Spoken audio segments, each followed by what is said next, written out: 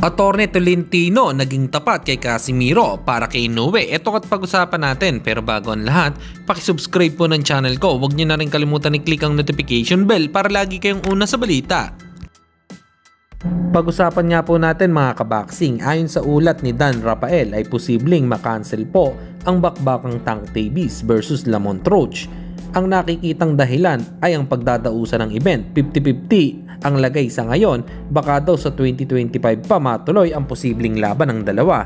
Sayang, magandang laban sana ang mapapanood natin kung natuloy ang sagupaang ito.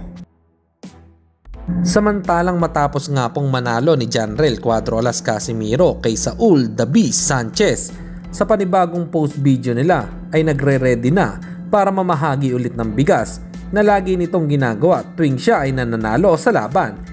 Yan ang boxer, maangas magsalita pero may puso para sa mga kababayan niya.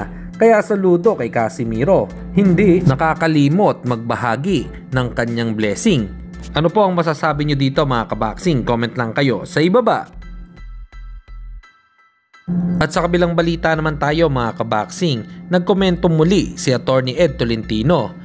Ayon nga sa kanyang sinabi ay kung hindi daw mangyayari ang laban sa pagitan ni Casimiro at Japanese Monster Naoya Inoue ay magiging one of the best fighter na hindi nangyari.